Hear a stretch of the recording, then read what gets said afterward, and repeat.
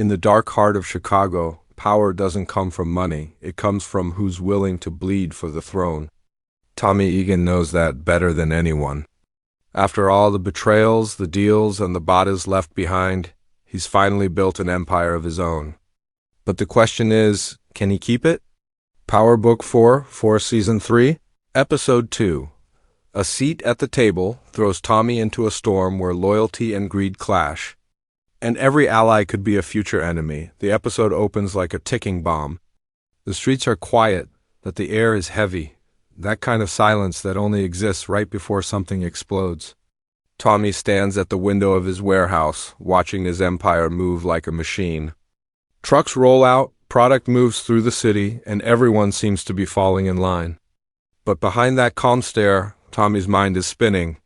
He knows peace in this business never lasts long. The camera stays tight on his face, those cold blue eyes searching the skyline like a man who's already expecting betrayal.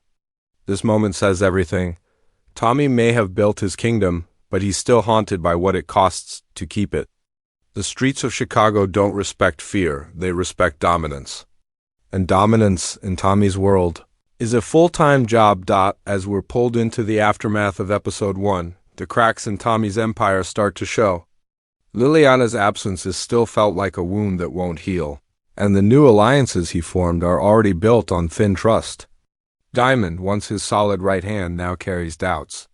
Claudia, sharp as ever, moves in the shadows, planning her next step. The chessboard is set, and everyone is already reaching for the same crown. The episode's title, A Seat at the Table, doesn't just describe a meeting, it represents power. Who gets to sit beside Tommy and who gets served up as the meal? Every move he makes in this episode feels like a test. Tommy's trying to lead like a boss, but the ghosts of his past, Ghost, Holly, even his brother, whisper reminders of what happens when power turns personal. We cut to the streets. The rhythm of Chicago is fast, cold, and hungry. The soundtrack pulses with heavy bass as corners start heating up again. Tommy's product is moving strong, but small-time dealers whisper that he's losing his grip. A few seconds of dialogue reveal everything. Not everyone believes in Tommy's leadership. Some see him as an outsider, a New York guy trying to rule Chicago. It's the same story we've seen before, but this time, Tommy has to play smarter. We also see hints of the law tightening its grip. A detective appears briefly, someone who's been tracking Tommy's rise since the beginning of the season. The show doesn't tell us much yet, but it's clear the feds are watching. They don't want Tommy to just fall. They want to study how he builds, to understand the anatomy of a street king. The cinematography deserves a mention here.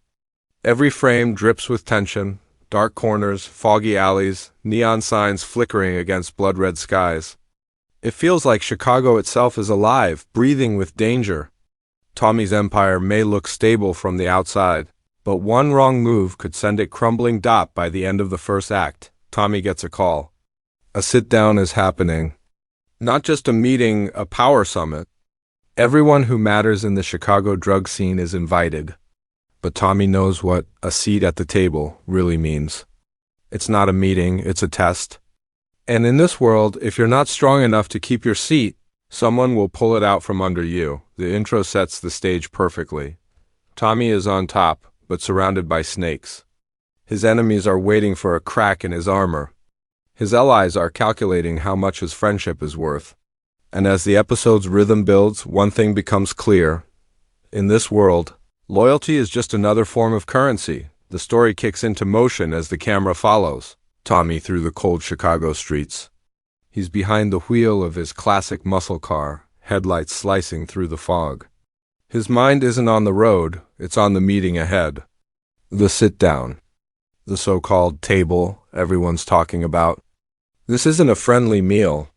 It's a gathering of power players, and every one of them wants what Tommy has: control. The sound design is key here, a low, heavy beat that grows louder with every block he drives. It's not music. It's a heartbeat. When Tommy arrives, the setting is symbolic, an abandoned factory turned into a meeting spot. Rusted walls, dim lights, and a long metal table at the center. The camera pans across the faces, Diamond calm but cautious, Jennard trying to mask his pride, Claudia, silent but sharp-eyed. And a few new players, each more dangerous than the last. No one trusts anyone, yet everyone smiles like they do. This is the Chicago version of diplomacy, fake peace wrapped in real tension. Tommy doesn't waste time. He lays out his plan: expand their network, keep product clean, and make money without bloodshed. Simple on paper, but we can see the flickers of doubt in every glance. No one at that table believes Tommy's peace will last. And they're right. It won't. The camera zooms in on Claudia's fingers tapping the table, one slow beat at a time. It's subtle, but it screams defiance. She's not listening to Tommy, she's calculating how to outplay him. Then comes the shift. A new player speaks up, Miguel, a slick cartel contact from out west. He challenges Tommy's leadership in front of everyone, questioning why a New York outsider should call the shots in Chicago. The room goes silent. For a moment, it feels like a fuse has been lit. Tommy stares at him, expression calm but dangerous. His reply isn't long. He just says, "Because when I move, people eat. When you move, people die." That's Tommy in a single line, confident, ruthless, uncheckable. The silence that follows isn't respect. It's fear. As the meeting goes on, we see a battle of posture and pride. Diamond plays the diplomat, trying to balance Tommy's aggression with reason. Jennard, however, looks ready to explode. He still sees Tommy as a threat to his own rise. Claudia leans into manipulation, suggesting they vote on decisions, a move to weaken Tommy's authority under the illusion of fairness. The irony is sharp. The title of the episode, A Seat at the Table, isn't about unity. It's about ambition dressed as business. The tension peaks when a messenger bursts in, one of Tommy's street runners. He whispers something in Tommy's ear, and the entire tone of the room changes. Someone hit one of Tommy's supply lines. That's not just bad business, it's a declaration of war. Tommy stands, eyes blazing, scanning each face around the table.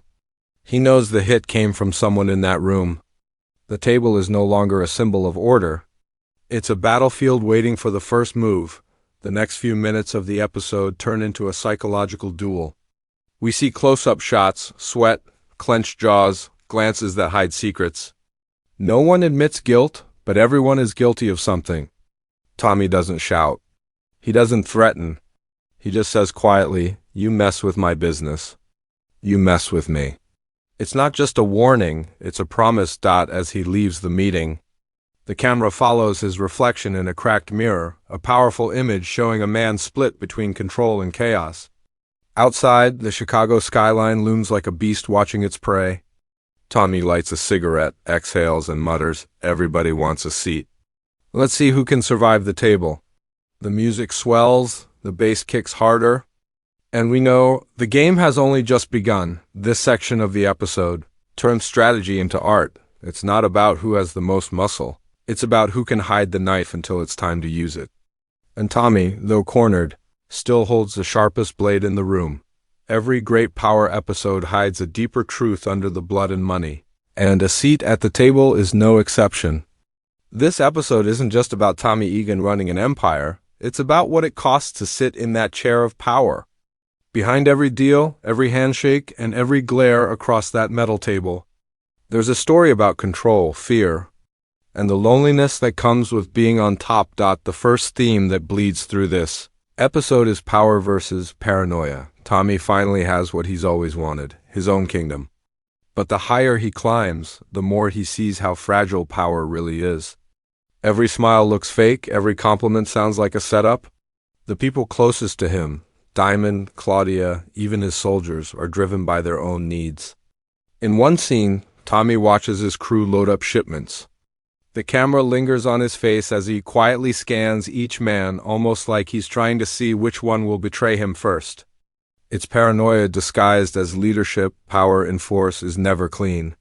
It's built on fear, maintained through loyalty, and destroyed by ego.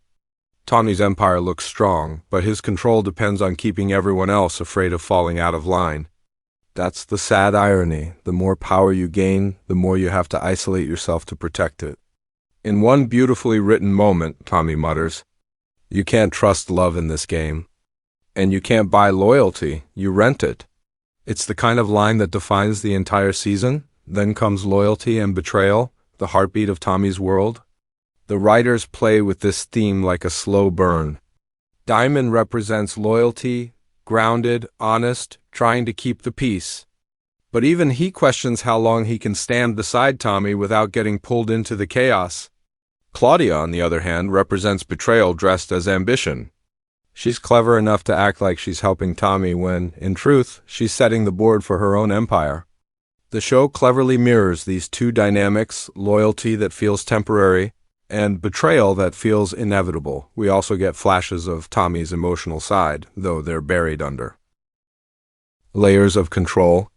When he stares at that long, cold table, it's not just about business, it's symbolic of isolation.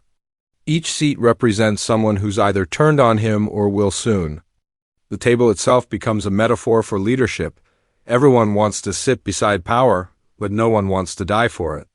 The set design reinforces this: metallic surfaces, shadows, reflections, all showing Tommy surrounded but alone. Another powerful layer is the ghost of Ghost, Tommy's silent companion even after death.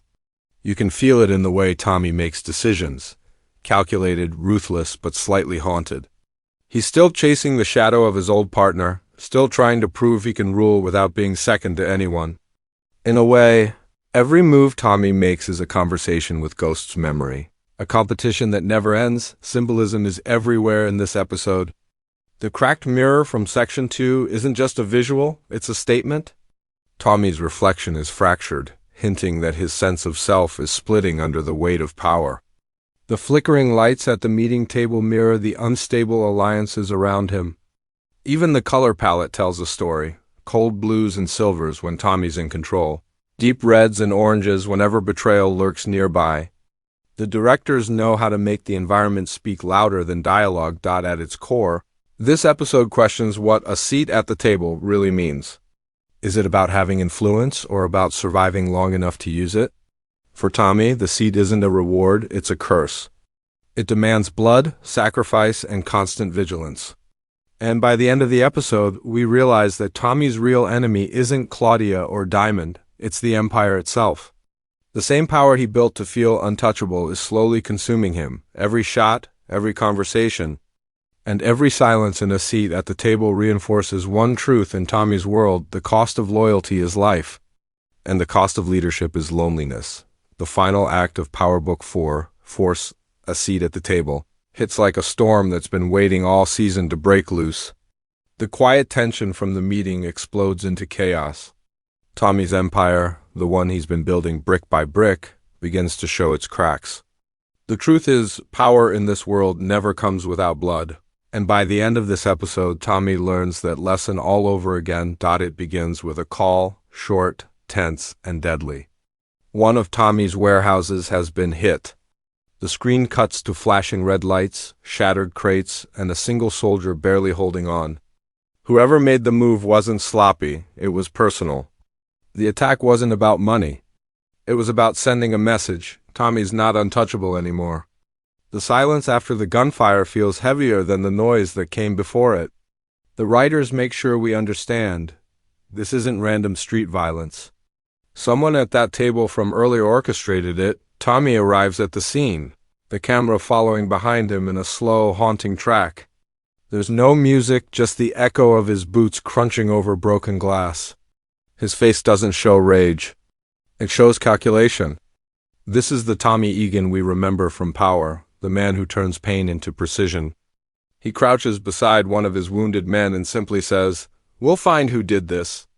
And when we do, it's over for them. It's not a threat. It's a promise sealed in steel. The narrative then cuts between Tommy's hunt for answers and the reactions of everyone who sat at that meeting table. Claudia drinks alone, smirking like she already knows what's coming. Diamond sits in his gym, fists clenched, realizing he's caught between survival and morality. Jennard, restless and angry, starts moving pieces in the background, trying to claim whatever power vacuum might open. It's a game of survival now, one that no alliance can protect anyone from. The show's brilliance in this finale lies in its quiet danger. There are no over-the-top gunfights or exaggerated chases. Instead, we get Tommy using his mind, tracking patterns, revisiting conversations, and realizing how deep the betrayal goes. Every person around him becomes a suspect. Even the ones who've proven loyal before are now potential enemies.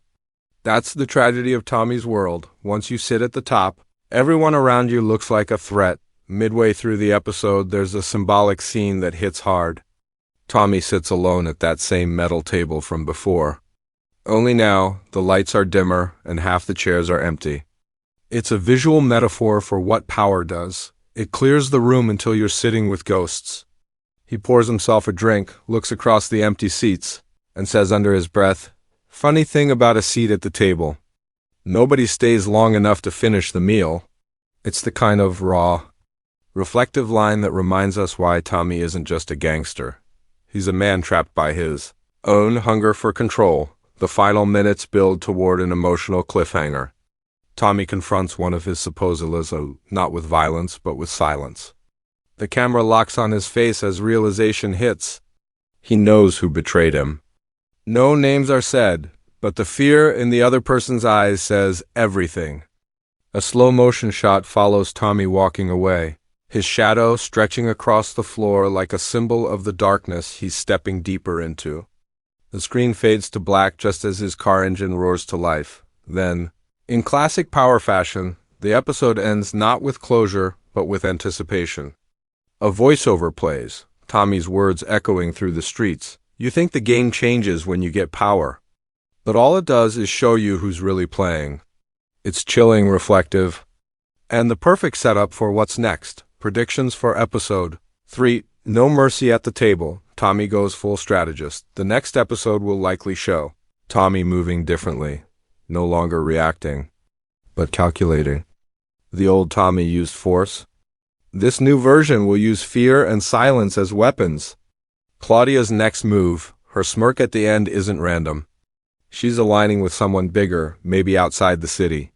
Her ambition will push the series into new political territory, not just street-level war. Diamond's breaking point. He's torn between moral code and survival. Episode 3 might see him forced to choose, stay loyal to Tommy or protect his own blood. A bigger threat. The cartel connection teased in this episode isn't done. The next chapter could pull in a new player, someone who doesn't care about Chicago politics, but wants control of Tommy's entire operation. The final image of this episode leaves a message that echoes through the Power Universe. Leadership isn't about sitting at the head of the table. It's about surviving when the table collapses. Tommy's empire isn't dying yet, but it's bleeding and everyone can smell it. The storm is coming, and the next seat at the table might just be a coffin.